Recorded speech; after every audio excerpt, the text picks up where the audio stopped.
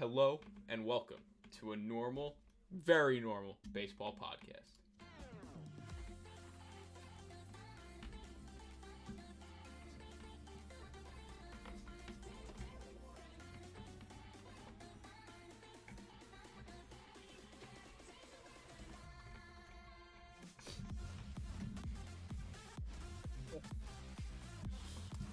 All right, hello and welcome to a very, very normal baseball podcast.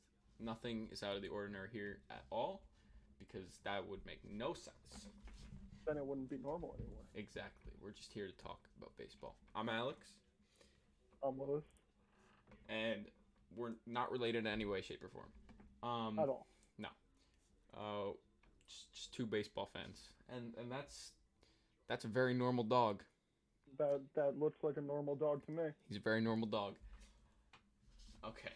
So, today, going to be going over qualifying offers, free agents, CBA, and then baseball awards.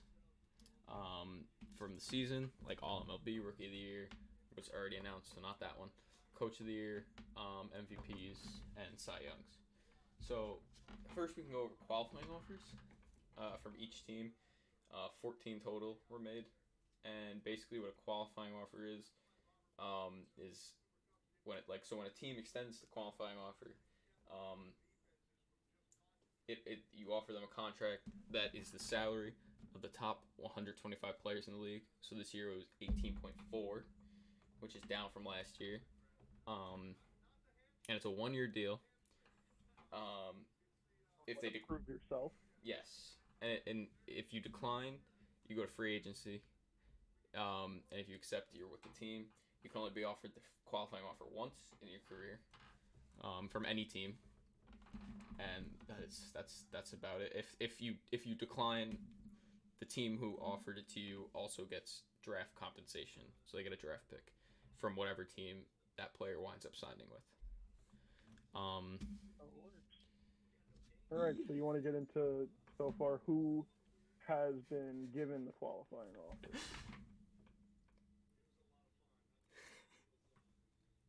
Yeah, let's just get into that.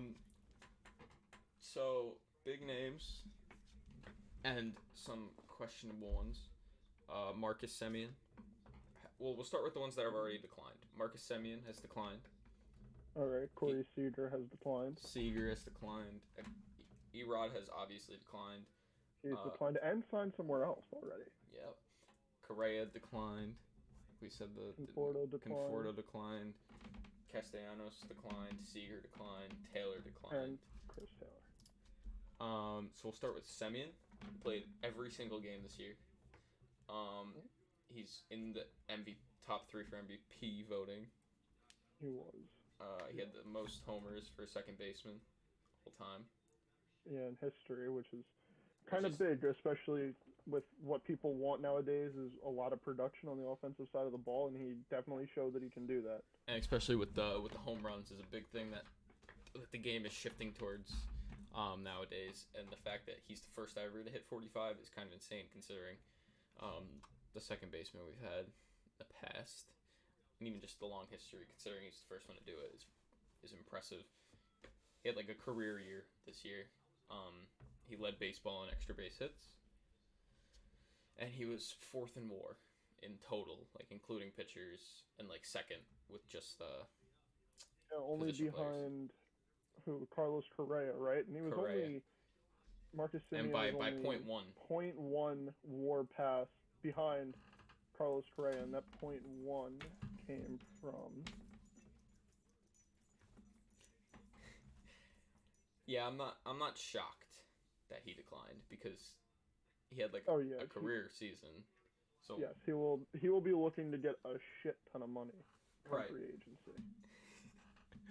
Yeah, so he'll probably look for a multi-year deal with. If you had to place your bets right now for what you think the contract for Marcus Semien will look like, what would you be looking at? Team or no? Sure, go with the team too. Team. That's tough. Second baseman. Who needs a second baseman Right. Needs a second baseman. Can spend the money for Semien. I always think the Tigers first, but They something have tells me that scope. they will be going after other people. Yeah. Um, it's tough because the Royals aren't gonna. The Royals know. Indians know. I'm just trying to go A team to through teams. definitely throw out there is maybe the Phillies. Phillies. They have Gene Could we see Segura. them spending money? I could see it.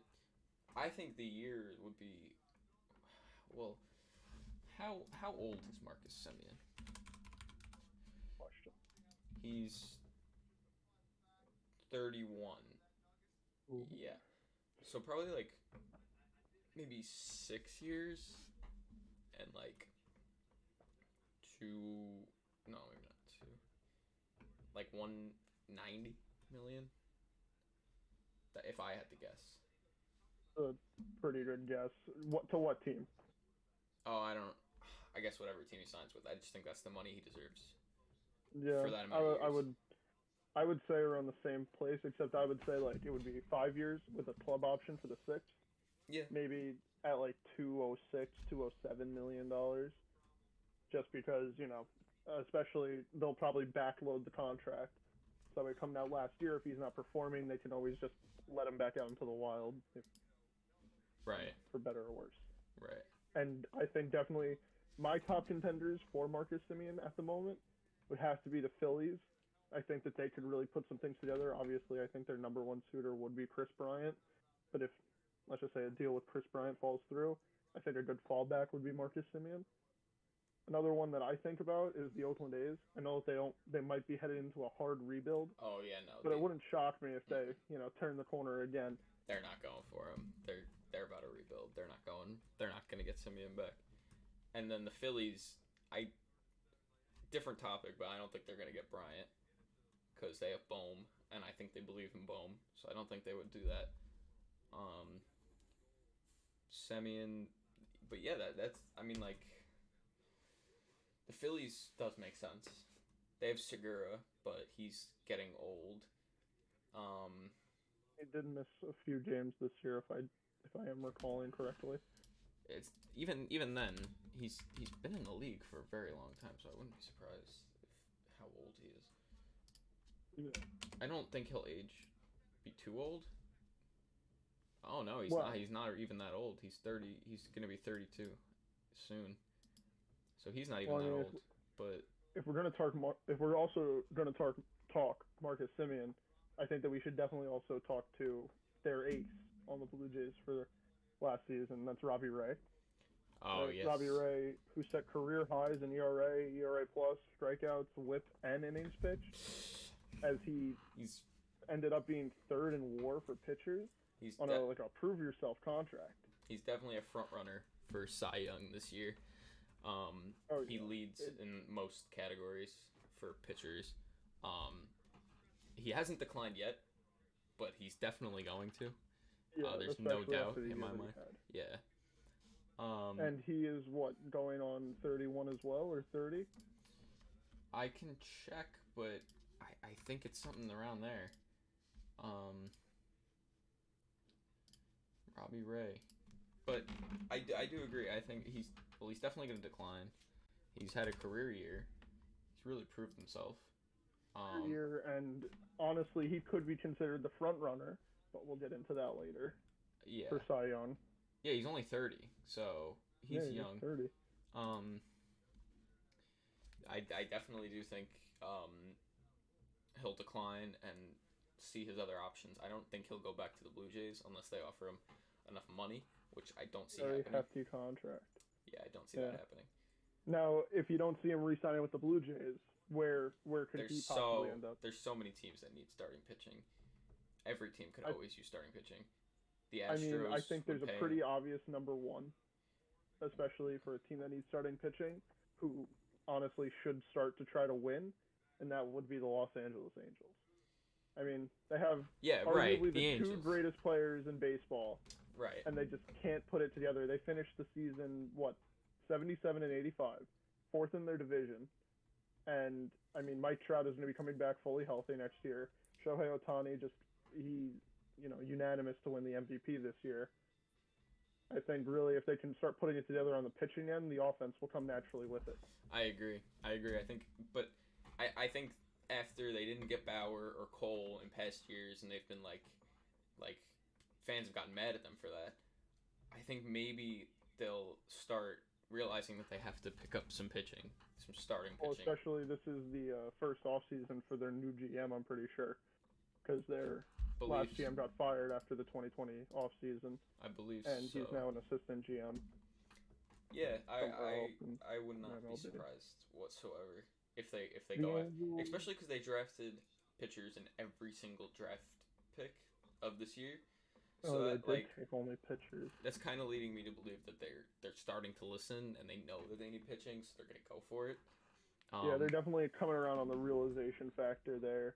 Yeah, hopefully they can really bolster up, because I think it's getting boring just seeing the Astros run the table out west for the most part. I mean, it would be nice to see some competition. They've had competition. The A's won the division in 2020. They put up a decent fight, and so did the Mariners, honestly. They both put up decent fights towards the end of the year. The Mariners more so. The Mariners did put up they really pulled it together. I think Mariners are legit. Didn't he get sent down for a time back to AAA? I think that really set him straight, and it helped him, kind of lead the team on that late push that they had, which is some of the most exciting baseball I've ever watched. America's watching team. The Seattle games. It's America's team. But anyway, back to the Angels. They are looking for pitching because they extended their qualifying offer to Rafael Iglesias, who was their closer this year. He tied his career high in saves with 34. He was lights out. He had 103 strikeouts in only 70 innings pitched, and he had a 2.57 ERA, which for a closer is good. And $18.4 million, which is the qualifying offer, is tremendous for a closer. It's more of a matter of does he want the 1-year deal, which if I were him, I would take this qualifying offer. I don't see why not. That's a lot of money to be making for a closing pitcher, and if he continues to be like that, he'll get a longer deal next offseason. So I don't see any reason that he wouldn't take this deal, and it would definitely help the Angels with that pitching that they're trying to build up, or hopefully trying to build up now to get better. I agree in the sense that yes, he probably should take this large sum of money now. Well, he just had a career year, and he could possibly go on to do it again, or get close to it with a team that needs pitching. But I think if the offer's right with another team, or even the Angels, where he can get more guaranteed money than $18.4 million, because closers don't last that long in baseball, especially at the level that he's performing. He might want to get as much money as he can now. Right. But that's the first thing that I would love to see is him back to the Angels. Right. That's the danger of it, because you don't know if you decline that if you're gonna get more money. It's really a do you want to bet on yourself type of thing. But even then, $18.4 million is tremendous for a closer. Certainly is. All right, and then if you want to stick in the AL West, we could also talk about the Astros, because they sent out 2 qualifying offers today. Well, this offseason. Yeah. The first one they sent out to Carlos Correa, who, like we mentioned earlier, who led offensive position players in WAR with a 7.3 WAR. He had a 3.0 defensive WAR, which led all players, a career high in home runs with 26, 131 OPS, and 75 walks, along with 92 RBIs. Now, he's headed into the qualifying offer. Everyone is expecting him to decline, and there are a few places that people are speculating him to go. Correa already declined earlier today. He declined this morning-ish, or like mid-morning, afternoon-ish, which isn't a shock. Yeah, I gotta stay up to date there. Yeah, no, it's good. It happened today. He didn't get the offer that he wanted. They offered him a bad contract even past the qualifying offer, like what they just offered him personally. It wasn't good enough. So he contract that decided to they leave, offered him was actually a 5-year, $162 million contract. That's what he got from the Astros. Which is nowhere near where he wants to be. He wants to be around like 8 years, 250, or 10 years, 300 mil. He doesn't want to be around there. He wants that big contract. And the real question is, where is he going to get it? And I truly think he's going to sign with the Detroit Tigers. The Detroit Tigers. You see, I Hinch am a is very there. big believer. Hinch is there. They have the money. They're gonna spend. They've said they're gonna spend. They have the money, and Hinch is there. I think it's set. It's like written. It's there. If the Tigers don't offer him the right money and get him, that's on them. I think it's going to be a bidding war between the Tigers and the Yankees. I think that Carlos Correa is definitely the number one shortstop that the Yankees are looking for. And just going to preface this with, Alex and I are both Yankee fans, so I may be a little bit more biased in this situation, but I definitely think that the Yankees have already said it, that they need a shortstop. And Carlos Correa is definitely hitting the mark for what they need. Obviously not every mark because it's not a left-handed bat, right? But his offensive production might make up for the fact that he's not batting left-handed. Right. And if they do want to trade for Olsen, which we'll get into, that would be something to look at, because that would be a lefty bat. Or if they re-sign Rizzo or Freeman, any of the first basemen they can be looking at are all lefty. Yeah, the first base market is, it's looking pretty interesting so far. Especially with the Yankees having their fail-safe option as Luke Voit. Yeah, so they always have that. And then, again, back to the Astros. They're not getting Correa back. They still have a really good team without him. Obviously not as good, but they still do have a really good team. And they extended their other qualifying offer to Justin Verlander, who missed all of this season from Tommy John. He hasn't pitched since July of 2020, and it was 6 innings, and that's all he pitched that year. And he turns 39 next season. So he's gonna decline. I think he's gonna decline that. I think that's kind of obvious. He already had a workout that like 25 out of the 30 teams went to. 25 teams attended that workout. He apparently topped out with his fastball at 96 miles an hour. And coming off Tommy John, that's good. Justin Verlander is all about control too. So he does have a very good grip on, throwing pitches where he wants to locate them. Right. Which is pretty impressive, especially if he's coming off Tommy John. Yeah, so he's not going to accept that. That's kind of obvious. So the Astros, they did it without Verlander this year. Can they do it without Correa next year? Or at least contend? I think they might be able to, depending on what they do with their shortstop position now. But I definitely do think that's possible. And the Astros have had a fall from grace, if you will. They lost Springer last offseason.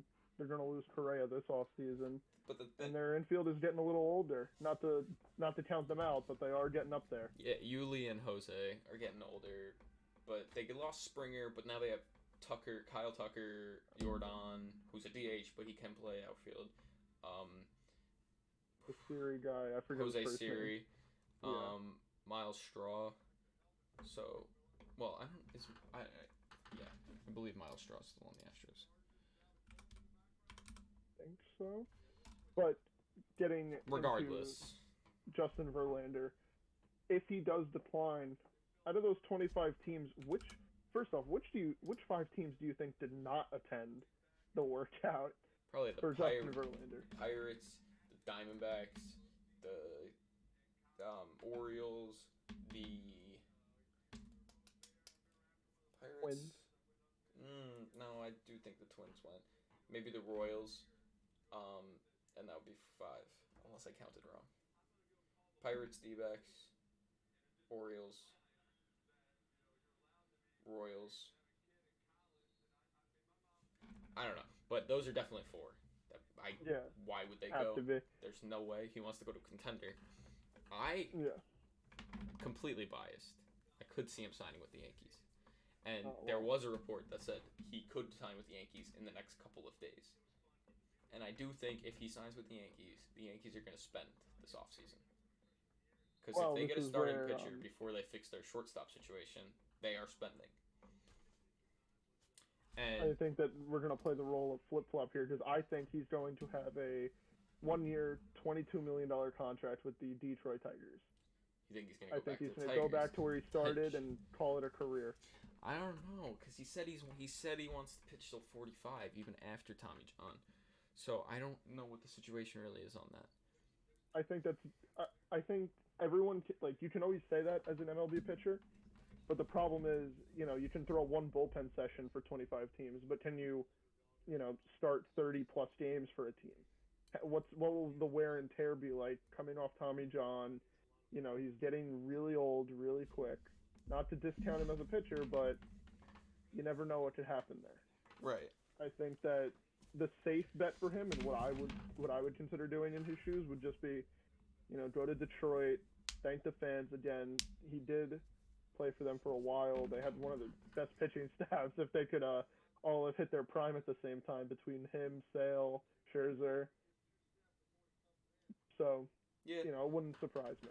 Yeah, no, I could see that happening. There's a lot of teams that could use him, to be fair. The Cardinals, it's another just starting pitcher situation where every team could use a starting pitcher. Why wouldn't they be able to use, especially Verlander? If he's the same as he was before, then that's dangerous.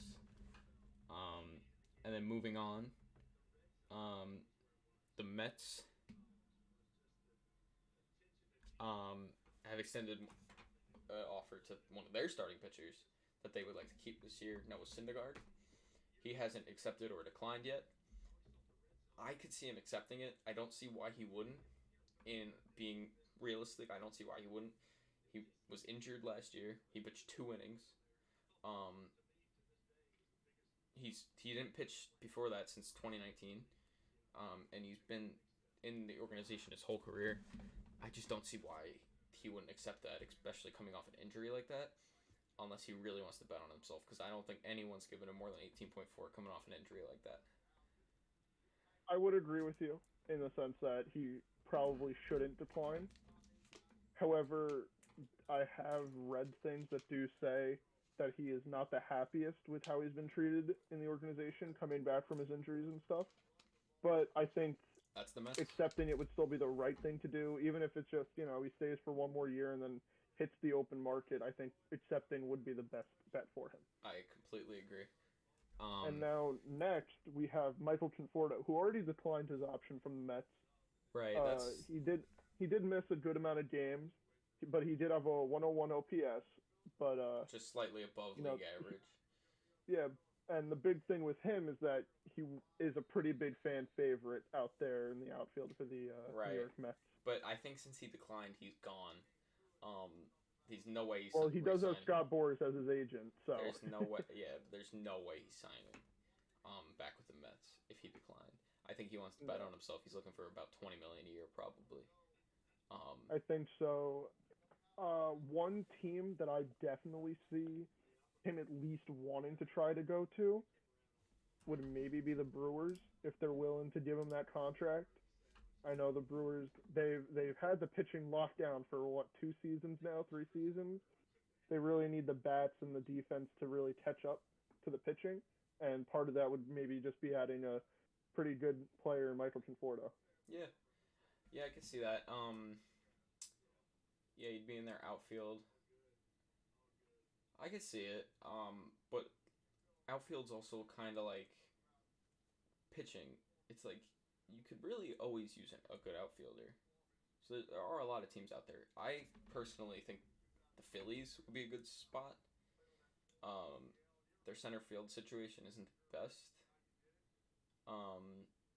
And I think that he would fit well in there. I know it's a division rival, so I don't know how much that hurts him personally. I don't know how much he likes that or how much whatever. of a connection does he really have to right. the Mets organization? Right. But I do think he would fit very well in Philadelphia with that team and the surrounding cast that he would be with. Him, McCutchen, and Harper. Yeah. Would be the outfield when healthy. That is. Yeah, and that's McCutchen is a free agent. Is he hit free agency? Oh. But if they do re-sign, they bring him back. They're just looking for outfield. I do think they need outfield, and I think that he would fit well there. Another outfielder who also declined. Nick Castellanos. Yeah. He had 34 Are we homers. shocked? I'm not shocked at all.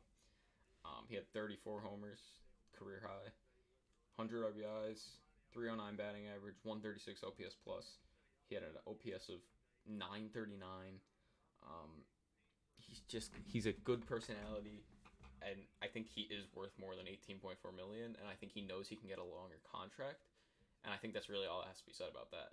And where he can go, most places he can go is the answer. Oh yeah, just about anywhere that has the money is where he might, like, he should Right. be ending up.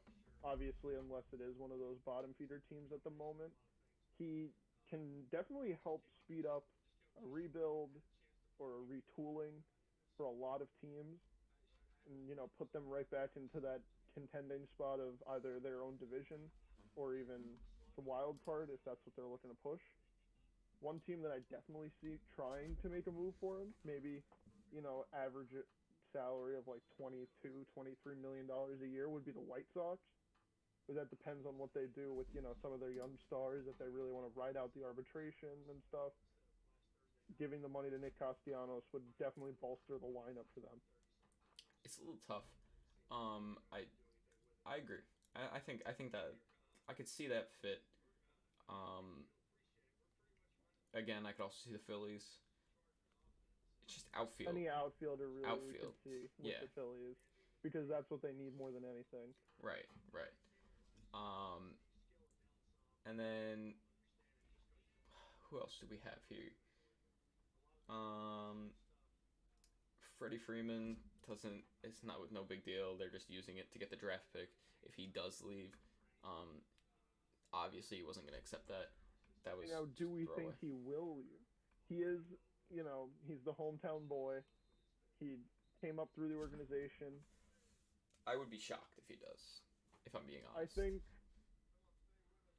the thing that's holding him back is from staying with the Braves is, how likely are they to really make the run that they just made again? Obviously, their team, they have it. They're bolstered up. But I think they're very likely. He just got that taste of winning. I think they're very likely. Speed up that process. I think they're very likely. Acuna's coming back, and they're going to have the same team as last year if they can get back Jock and Eddie Rosario. But with Acuna, that team could be great. That team made it to the NLCS Game 7 in 2020. And then they won the World Series this year. So I do think they could run it back. They definitely could, but it's a matter of, does Freddy Freeman want to do that? I know he just met with the Yankees today. I wouldn't be surprised if there were a couple other teams maybe at least entertaining the idea of talking to him. Right. Like the Red Sox probably talk to him. The Red Sox would definitely be a top spot for a guy like Freddie Freeman. Especially with that big right field. I mean, he could maybe have 35 doubles in a season. Even like teams out of the ordinary, like the Mariners, they don't have a notable first baseman. They don't. They probably have money. They barely spend money. I could see it happen. After the run that they just made, it would be, if they could add Freddie Freeman to their lineup, it would certainly bolster them up and put them into a real contending situation. Yeah. And then speeding up a little bit, Brandon Belt, first baseman, Giants. He'll accept. If not, he'll return back to the team. In my opinion, that's what I see. Trevor Story's declining. That's kind of obvious. He can go to a magnitude of places. It's kind of the same thing as Correa, except just maybe a little worse, because obviously he had a down year, but we know what he's capable of. So I do think Story and Correa kind of are on the same spectrum wavelength. I think Trevor Story might be the last to go out of the three shortstops that are on the board. I agree. I do think he's like the third option for. Yeah, but he will definitely get his big contract no matter what team he goes to. Yes, and it's certainly not going to be the Rockies. Yeah, it for sure won't be the Rockies. Right. I'm shocked that they kept him past the deadline. Me too. And then no, not Brandon Belt. Sorry, Corey Seager. Same thing. We already talked about him. Chris Taylor declined.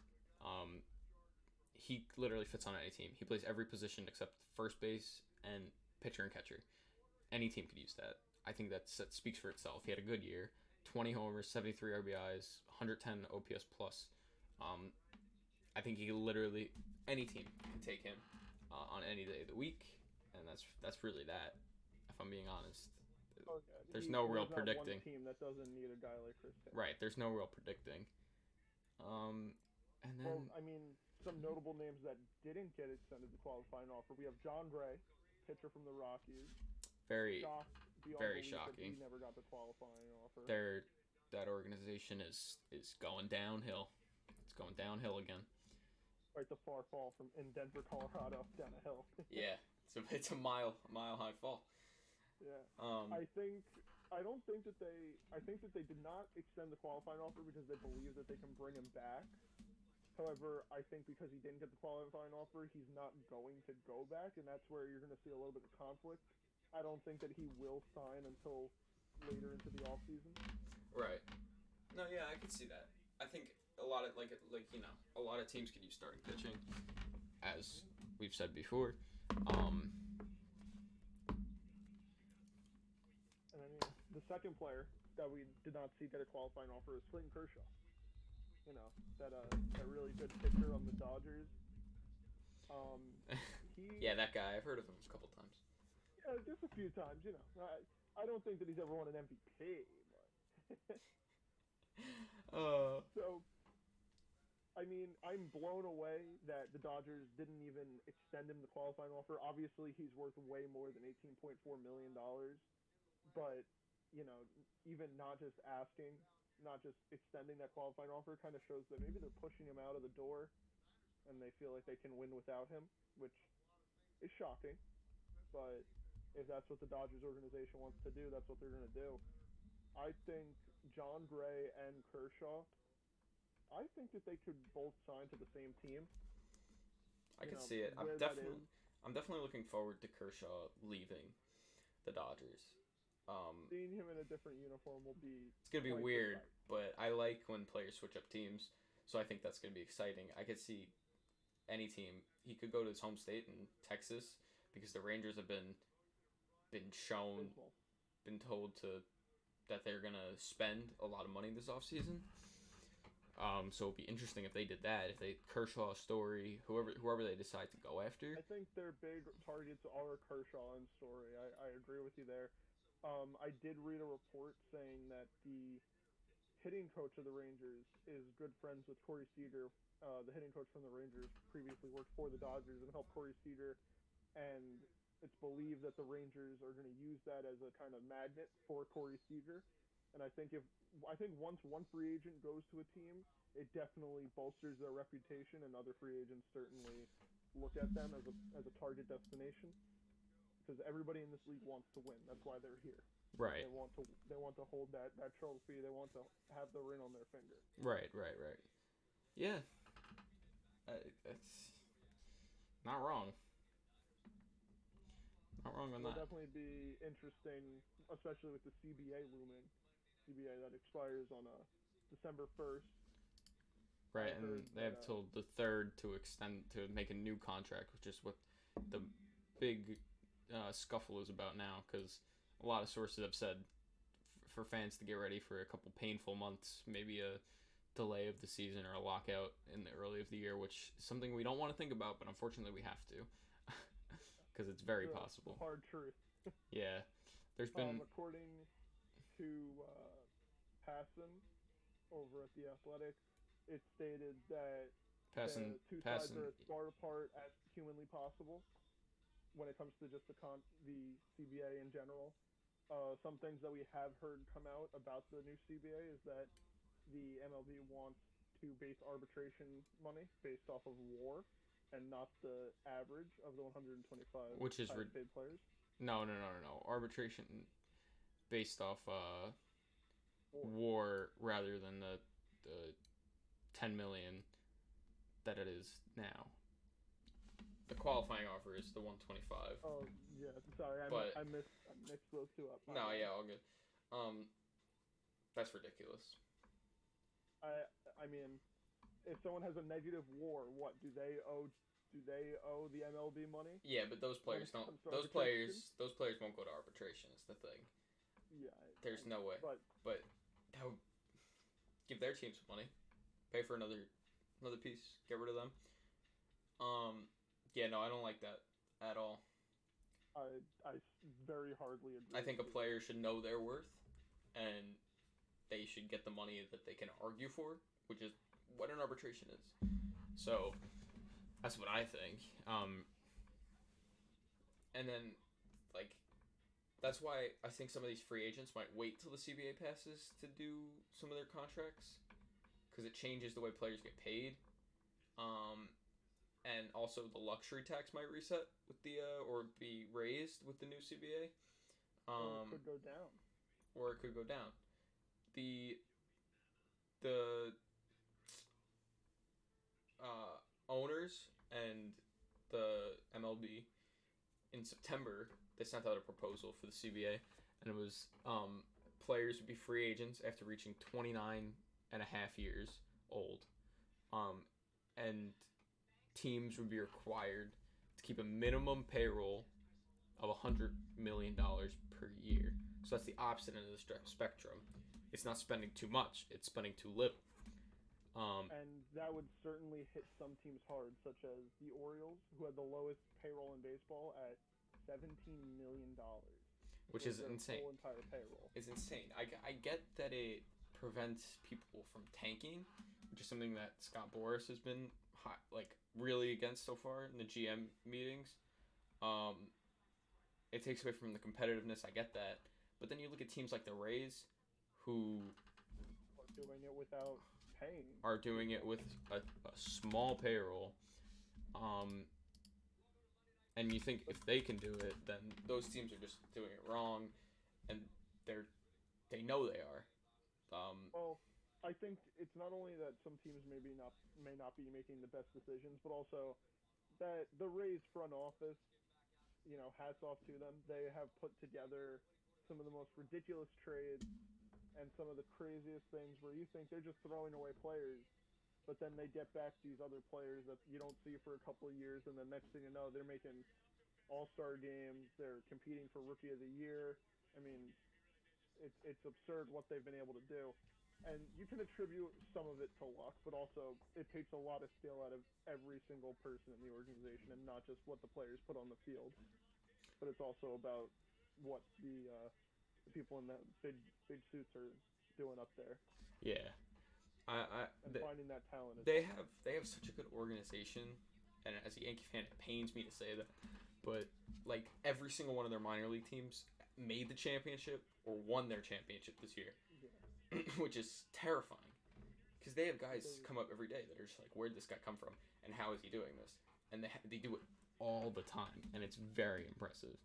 Yeah, I mean they're definitely feeding them right in AAA or something over there, because it seems other teams, you get lucky if you see maybe one or two prospects make it all the way up to the bigs that you hear about, and the Rays are able to churn them out like butter. Yeah. They just find them, and they pump them through quick, and you think, oh, this guy, he barely played at all in AAA. No way that he could perform at a major league level. And sure enough, we have Wander Franco, who's another good example of this. I know he did spend a good amount of time in AAA, but no one thought that he would come up and have the impact that he did on that Rays team. Yeah, he was obviously they exited a little bit early in the playoffs as compared to their 2020 season, but They put the lead on notice. They really did. They had 2 Rookie of the Year candidates this year, and one of them won it. So. Yeah, Randy Rosarina took home the award. Yeah. Which, at this point, I feel like most people are calling him a seasoned vet. Yeah. He's the best to ever do it in the playoffs. Certainly, somebody who gets those ticket sales up down in Tampa, the Dome. The Dome. Hate that place. Yeah, I mean, if you want to talk about it, rumor on the streets is that the Rays are looking to, play half their games in Montreal. Well, yeah, that's a big possibility because they put a banner up during the playoffs that said Montreal. Yeah. I mean, I don't honestly, I don't care. They can do whatever they want. I love the idea of it. I like it. I really do. They can do whatever they want, in my opinion. Yeah. I do not care. It's not my team. I'm not traveling all the way up to Montreal. Exactly. But I can understand why Rays fans would be upset. But then again, from what I've heard, Rays fans don't exist. Yeah, one, they don't exist, and two, they're not real. Getting to Tropicana Field is damn near impossible, even if you live in Tampa or in the Tampa area. It's a difficult stadium to get in and out of, and a lot of people don't go to the games, not because they don't like the team, but because it's not worth all the hassle that they would be put through, right, making it to and from their seat. Right. Yeah. I have heard that too. That like it's just like impossible to get to, and it's not in the actual main city. So obviously that would be an issue. Come on, Rays. But I don't know. I can't even. They can do whatever they want. If I'm being honest, I'd like to see it. I think it would be cool. But if they don't do it, I'm not gonna be fussed. Like if they just make another stadium in Tampa, in the actual city, They probably should do. That's what they should do, instead of this Montreal thing. If they want to add a team to Montreal, do an expansion. I wouldn't mind that either. Love to see that. I mean, if they did do an expansion, they would have to add more than one team. They'd add two. And give Vegas a team. Give Vegas that team. I mean, it's sad to see that Oakland got the money that they were looking for the new stadium because they were threatening to move to Vegas. There's a lot of places that use a team. Vegas, Nashville, Charlotte. There's a lot of places. Then. I mean, you want to close out with the All NBA voting? I would love to, but this is actually the MLB, not the NBA. Oh. Yeah, that's a good thought. You should save that for the basketball podcast. also in the CBA, the owners and then MLB want expanded playoffs, which is obvious the reason they want more money, because that's what the owners always want. So now, what would an expanded playoff bracket look like? It wouldn't be like what happened in 2020, right? How many teams made it? 16? 16. I think they would do 10. Or, no, like 10 per... Like... Each league? So 20 teams would make the playoffs? No. I do think they would do 16 teams. I think they would do 8 and 8. I think they would... Or 14. They would do 14, like what the NFL does, kind of. Huh. So, like, seed 1 gets a bye. Yeah. All the other teams have to fight it out in a wild card series, which would be best. I think they should do best 2 out of... Like, the wild card series should be 2 of 3, but if the home team wins the first game, it's done. So the away team has to win 2 in a row. But if the away team wins the first game, the home team has to win 2. Or the away team has to win 1 more. It's complicated, but I think once you think of it, they use it in the KBO. And I think once you think of it, and you kind of understand it more, it's really not that hard of a concept to get down.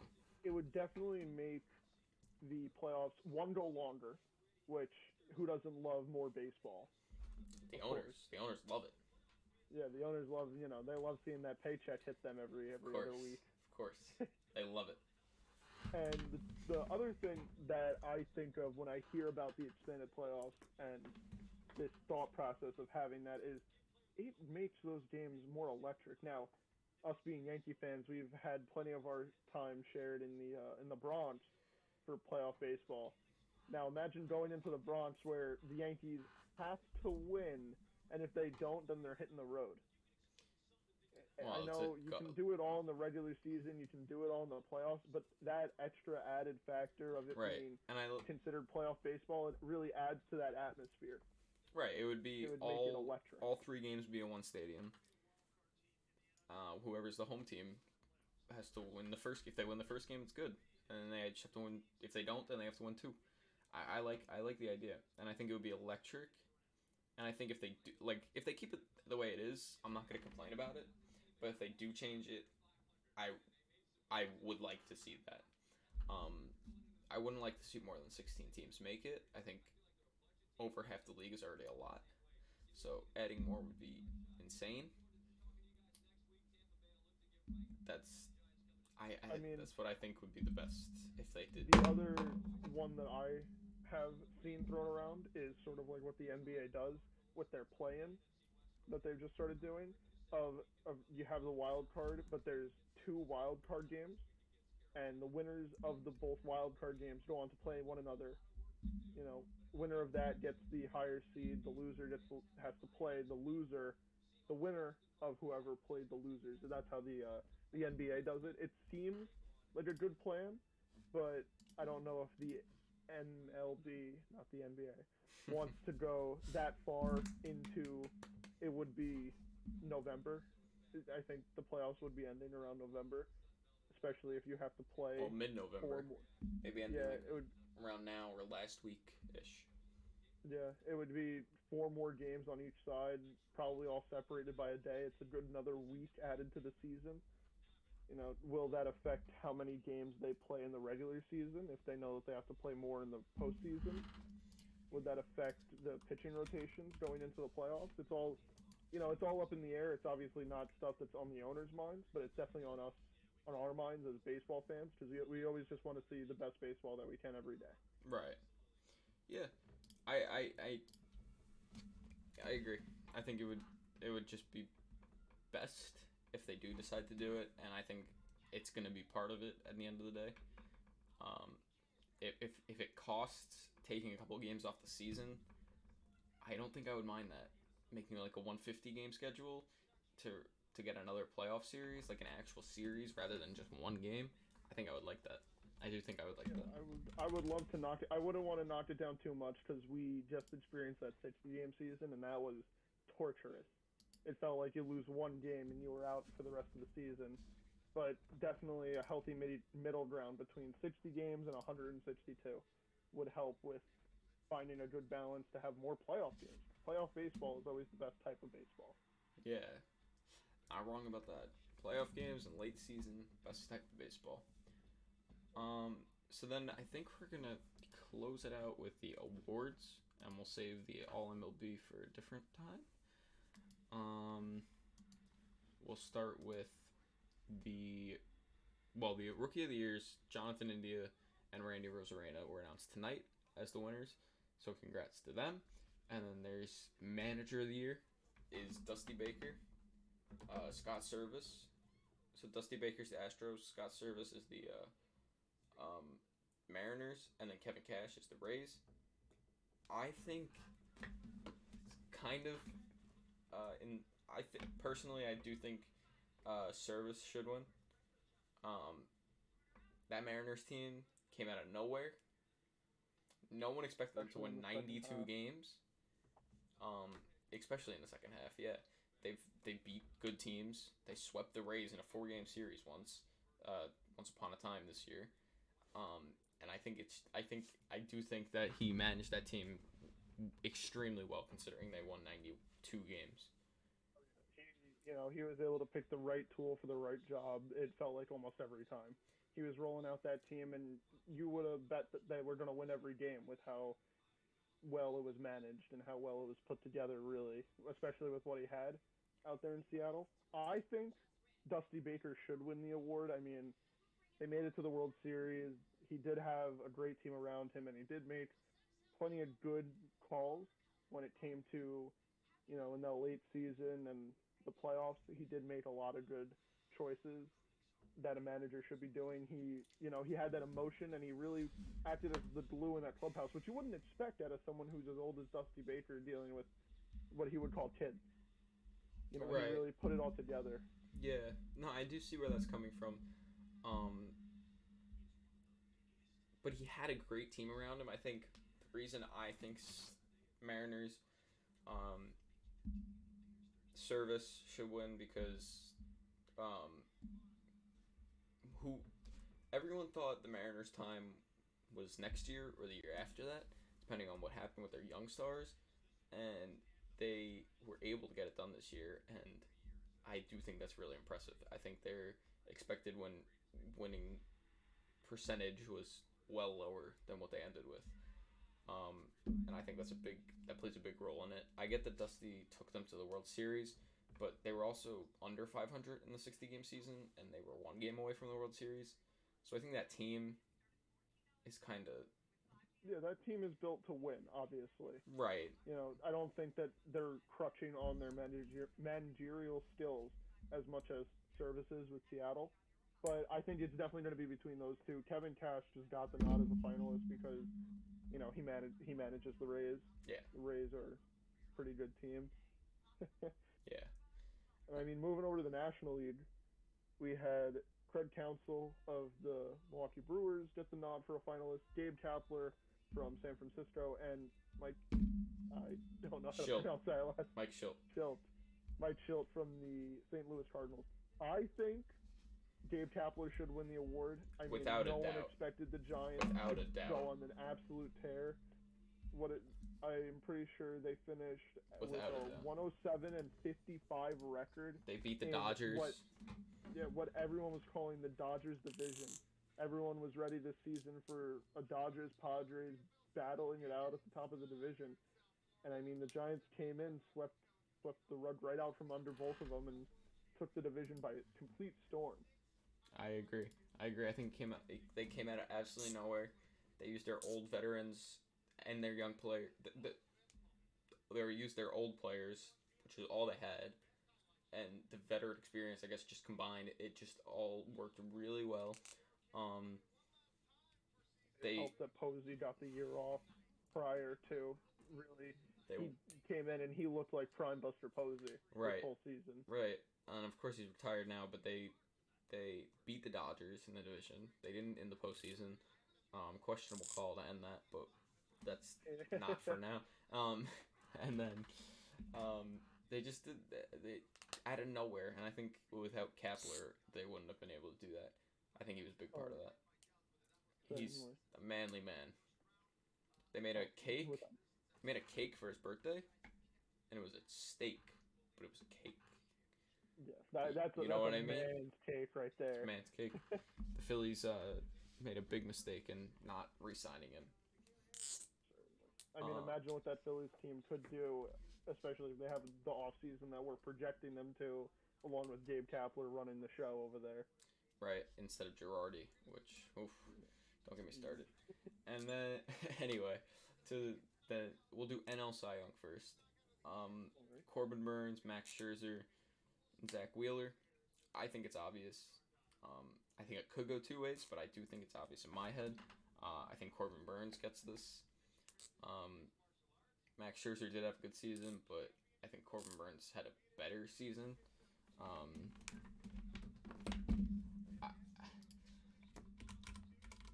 He was a big, under the radar before the season. I think he was plus 4,000 to win it in the beginning of the season. So if you bet on that, you had a good time, to say the very least. I am going to go the other way here. I'm going to say that Zach Wheeler might be the sneaky pick to win this award. I know that everyone's kind of thinking it's between Corbin Burns and Max Scherzer. Zach Wheeler did put together quite the impressive season. And I know that the numbers are probably not there as much as they are with Corbin Burns and Max Scherzer. But I mean, if you did the eye test for some of the games that Zach Wheeler started, you would have thought that he was the front runner for Cy Young by a mile with how well he performed this season. Yeah, he had the game against the Mets. He struck out 10. I think this is the only award where I would be completely satisfied with any of the three choices winning. Yeah. Obviously, if I had to pick, I would give it to Zach Wheeler, but I'm not going to complain with who wins the award. Yeah, I could definitely see that, but I don't know, Corbin Burns, 2.43 ERA as a starter with 167 innings pitched, 234 strikeouts. Yeah, that's why I said the counting stats aren't there, but something just about Zach Wheeler's season, it was just so impressive to see him put on that type of show that he did every night when he went out onto the mound. That, I mean, Yeah, Now, if he wins the award, it would be deserved. he did have the 10 when he struck out 10 in a row to start a game against the Mets, which tied Seaver. He did have some very notable performances. He had a couple complete games in there, I believe. I do agree with you. The counting stats aren't there, but the individual games are there. I just don't think it's likely that he's gonna win it. If I'm being completely honest, I think they're going to give it to Corbin Burns. Between all three of these contenders are razor thin. To each their own. Then the American League is Garrett Cole, Lance Lynn, Robbie Ray. I think it's between Cole and Robbie Ray. I think Lance Lynn had a couple bad starts in the end of the year that kind of pushed him out of it. And as much as I love Garrett Cole, I do think Robbie Ray's going to win it. He leads in majority of stats. He had a season that came out of nowhere. And as much as I do think Cole could also win it just as well, I would pick Robbie Ray. I would rather Cole win it. I would rather Cole win it, but if I'm trying to base my guess off what they're gonna vote, the writers, I do think they're gonna put Robbie Ray to win it. I would rather see Cole win it though. He had that. I definitely think that Garrett Cole will win the award. I understand that Robbie Ray, on a prove yourself contract with the 1 year, he really put on a show every time that he went out there. But Garrett Cole was the most consistent, especially, I think my thing that really pushed me over the edge into saying that Cole should win the award was when Josh Donaldson was, going back and forth with him, claiming that, Garrett Cole was the biggest abuser of substances. And after the Stitchy stuff ban, Garrett Cole was slowly able to put on a show night in and night out. I think the only blemish on his chances would be the wild card game. He got rolled out there and he got pulled off the mound quite quick. The Boston Red Sox were able to really keep up with him, and you don't really see that too often, and I think that won't affect him as much as the couple bad starts that Robbie Ray had. It's tough because, looking at the numbers, Cole obviously had a couple more notable individual game performances, like the 9-inning gem against the Astros. But when you look at it, it's tough because Ray has him in ERA. He's got him in ERA plus, obviously. He's got him in WHIP. He's got him in home runs per 9. He's got him in a lot of categories, but at the same time, Cole has him in strikeouts per 9. He's 5 behind in strikeouts, despite missing 2 more starts than Robbie Ray. His ERA is a little worse, but there are a couple individual games that might have done that. The 7. Think about it. Garrett Cole also played half the season on a bad hamstring. Yeah, but I don't really think they put injuries into account when they're not voting. going to, but it's just impressive to see. I do think it is very impressive. It is very impressive. He won more games. Like the 7-run game against Tampa, that does put the ERA up quite a bit. So I do think there are some blemishes, but I think it could go to either. I'd rather Cole. Is just there. I think Cole should win. I think they're gonna vote for Robbie Ray. Is what it really is. And then, lastly, second to lastly, American League MVP. I think we should just say Shohei and move on. And I think that's that. I don't think there's any debate there. No explanation needed. If you don't know, just Google Shohei Ohtani and you'll see. Yeah, let's just say that he was the most valuable player in baseball history for his team. Yes. When you can roll out a person that can not only mash 40-plus homers, but also record the pitching season that he did with throwing a 100-mile-an-hour fastball, more than impressive, and that's how you add value to your team, by doing it on both sides of the ball, and that's what he did. Yeah. Vladdy and Semien had great years, but they just picked the wrong year to do it, is what it really comes down to. Well, I think Vlad is the best to see up in this list. I mean, he's the young gun, the stud. Everyone, they're putting him on a higher pedestal. He is the son of Vlad Guerrero, who was a good baseball player back in his day. He's living up to it. I think he's living up to it so far. He's more than living up to it, and I think that this is just the start for him. It'll be interesting to see him and Shohei go back and forth for all the years to come, hopefully. Wishing them both the best. Of course. And I mean, the biggest debate that I can think of is the National League MVP. We got Bryce Harper from the Phillies, Juan Soto from the Nationals, and Fernando Tatis Jr. from the San Diego Padres. I'll start it with this. If Fernando Tatis wins this year, he will win every year. I think that's a fair statement. I think he had a sub year this year for what he could have done, especially because of the games he missed. If he didn't miss any games, I could definitely see him winning. I don't think he'll win this year. I think it's between... This conversation would be different if he didn't miss those, 20 games? 23 games-ish? Yep. And... I think the pick for me, if Tatis did not miss those games, it would be him. However, I'm going to go with Juan Soto from the Nationals. I understand that, the Nationals obviously did not put together any sort of stellar season by any means, but Juan Soto put on an historical season. He's projected to be the first player in baseball history to get a $500 million plus contract, and after the season that he just had, I don't see a reason why no one should give it to him. And that's where we disagree, because I think it should be Harper. He had a really good season. He missed 21 games. He led in extra base hits, doubles. He had homers. He was a big part of their team. He had a nice WAR. And he led the league in OPS. He's electric. The Phillies did make a push. They caught up to the Mets. He leads Soto in a decent amount of categories, considering he played 10 less games than him. Leads him in doubles, homers, better OPS, more total bases, better OPS plus, obviously, more steals.